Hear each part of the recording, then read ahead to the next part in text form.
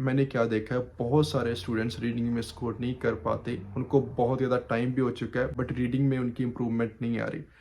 Time भी आप waste कर रहे हो, आप में कॉन्फिडेंस भी नहीं है। अगर आप इस वीडियो को फॉलो करते हो तो रीडिंग की प्रॉब्लम आपकी गाइस सॉल्व हो सकती है। Hello everyone, I am back with another video. So guys, इस वीडियो में मैं आपको डिटेल में बताना चाहता हूँ कि रीडिंग में आप अपना स्कोर कैसे बूस्ट कर सकते हो।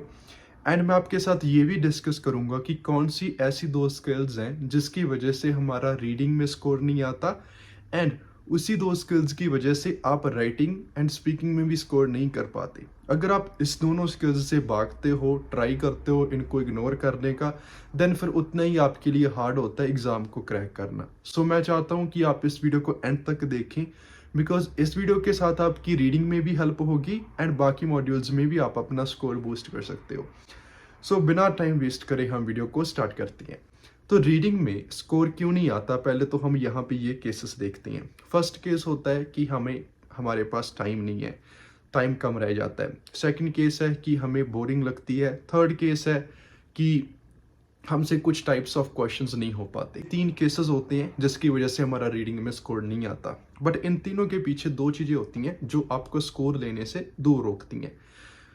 मैंने आपको पहले भी बताया है कि रीडिंग के क्वेश्चन आपका स्कोर डिसाइड करते हैं। सो अगर उसमें ज़्यादा एमसीक्यू आ जाए, ज़्यादा लिस्ट ऑफ हेडिंग्स आ जाए तो आपका स्कोर कम हो जाएगा। अगर उसमें ज़्यादा फिलअप्स आ जाए तो आपका स्कोर ज़्यादा हो जाएगा। बट रीडिंग में सबसे बड़ा आपका एनिमी कौन है? वो है टाइम। अगर टाइम मैनेजमेंट आपको नहीं आती देन आपके लिए वो हार्ड है। सो मैं आप सभी को इतनी रिक्वेस्ट करता हूँ कि अगर आप पैसेज सॉल्व कर रहे हो डेली तो उसके साथ आप अपनी रीडिंग स्पीड के ऊपर भी फोकस करो, क्योंकि आपको अपनी स्पीड इंक्रीज करनी पड़ेगी। कुछ स्टूडेंट्स को तो ये भी नहीं पता चलता कि उनकी कितनी स्पीड है, वो एक पैसेज को कितना टाइम देते हैं। बस उनके माइंड में क्या आता है कि हमारे पास 1 घंटा है, हमने सभी क्वेश्चन करने हैं। बट वो फिगर आउट नहीं करते कहाँ पे वो कितना टाइम स्पेंड कर रहे हैं। आज सबसे पहले आपने तो एक ये करना है। सेकंड, अगर आपको पैराफ्रेज किसी सेंटेंस को करना नहीं आता या फिर आपको समरी बनानी नहीं आती ना, ये दो स्किल्स ऐसी हैं जिसकी वजह से आपको रीडिंग समझ में नहीं आती। मैं आपको थोड़ा सा डिटेल में समझाता हूँ। मैं इसके ऊपर एक और वीडियो भी बनाऊंगा। मैं एक रीडिंग का पूरा पैसेज आपके सामने लेकर आऊंगा। मैं उसको ना आपको बताऊंगा कि कैसे इसमें कौन सी जो स्ट्रक्चर्स हैं वो अप्लाई करी जाती हैं। सो रीडिंग में आपने क्वेश्चन पढ़े होंगे कि इन्फॉर्मेशन को मैच करना है, लिस्ट ऑफ हेडिंग्स को देखना है, एमसीक्यू को चेक करना है। हर एक क्वेश्चन टाइप में ना अलग अलग टेक्निक यूज होती है। अगर आपको एमसीक्यू सॉल्व करने हैं, अगर आपको पैराफ्रेज नहीं करने आते सेंटेंस, देन वो आपके लिए हार्ड है ना।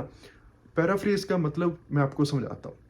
आप राइटिंग टास्क 1 की इंट्रोडक्शन लिखते हो, देन आपके स्टार्टिंग में जो मार्क्स हैं वो डिडक्ट हो जाते हैं। ऐसे ही रीडिंग किसी पर्सन की राइटिंग है, हमारे लिए वो रीडिंग है बट वो किसी की तरफ से लिखी गई है। उसमें भी वो सेम चीज़ें यूज हो रही हैं, वो पैराफ्रेज करते हैं कुछ सेंटेंसेस को।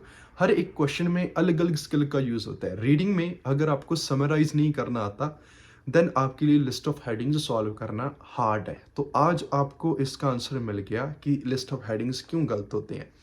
वो इसलिए गलत होते हैं कि आप समरी नहीं बना पाते। अगर आपके पास कुछ, मैंने आपको कोई आर्टिकल दिया है, मैंने उसमें कोई आपको एक पैराग्राफ दिया एंड मैंने आपको कहा कि इसका मेन टॉपिक बताओ, इट मीन्स आपके लिए जब आपके सामने बहुत ज़्यादा इन्फॉर्मेशन आ जाती है तो आप डिसाइड नहीं कर पाते कि इसका कौन सा हेडिंग होना चाहिए। वो एक रीज़न है कि आप क्वेश्चन को नहीं सॉल्व कर पाते। एमसीक्यू आप क्यों नहीं सॉल्व कर पाते? बिकॉज जो उनमें ऑप्शंस दी होती हैं वो उनको इस वे से लिखा होता है कि वो पैराफ्रेज उसको कर देते हैं एंड हमें पता नहीं चलता बिकॉज हमारी उसमें प्रैक्टिस नहीं है।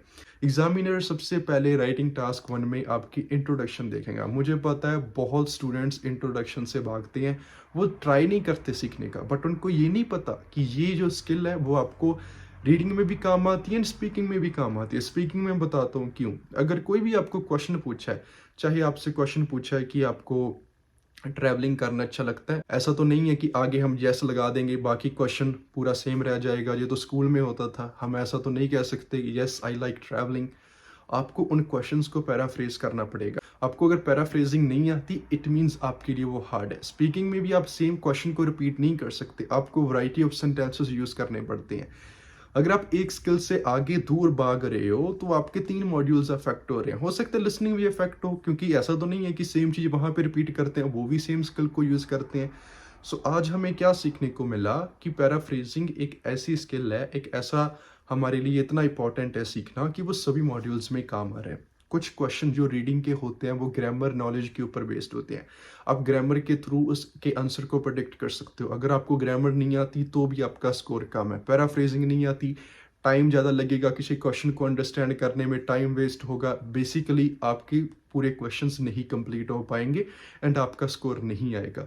आप बस हर रोज, मुझे पता है आप सर्च करते होंगे रीडिंग टिप्स एंड ट्रिक्स, आपको नई नई वीडियोस देखने को मिलती होंगी, बट अगर आपका स्कोर इंप्रूव नहीं हो रहा उसका रीज़न यही है कि आप अपनी स्किल्स के ऊपर काम नहीं कर रहे हो। आपको पता है कि आपका स्कोर कम क्यों है, बट स्टिल आप ये नहीं फिगर आउट कर रहे कि कौन सी स्किल के ऊपर आपने काम करना है।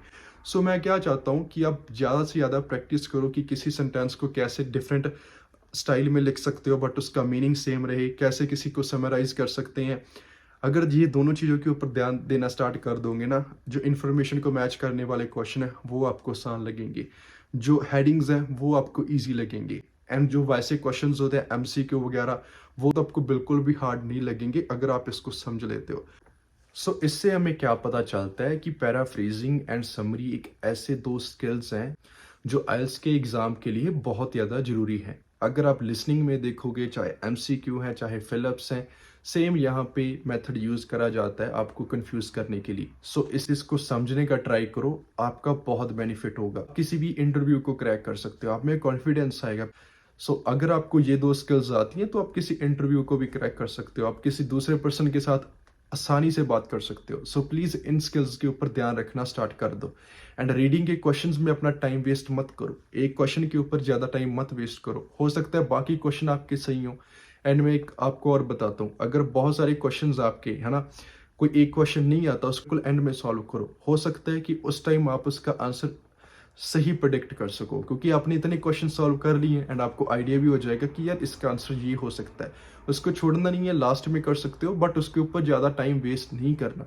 हो सकता है कि थर्ड पैसे के क्वेश्चन गाइस आपसे ज़्यादा सही हो जाए। सो कभी भी नेगेटिव मत सोचो, जैसे कि मैं आपको हर एक वीडियो में बताता हूँ कि एक पॉजिटिव माइंडसेट आपका होना चाहिए किसी भी चीज़ को अचीव करना है, चाहे कोई छोटा सा गोल है चाहे कोई बड़ा गोल है, इसके लिए हमें पॉजिटिव माइंडसेट चाहिए। अगर आपको इसके बारे में और सीखना है, मैं डिस्क्रिप्शन में वीडियो का लिंक ऐड कर दूंगा, आपको इसके बारे में और भी पता लगेगा एंड आप और भी थोड़ा मोटिवेट हो जाओगे। रीडिंग में कोई भी आपका क्वेश्चन है आप नीचे कमेंट सेक्शन में बता सकते हो, मैं ट्राई करूंगा कि मैं आपकी सभी प्रॉब्लम्स को सॉल्व कर सकूं।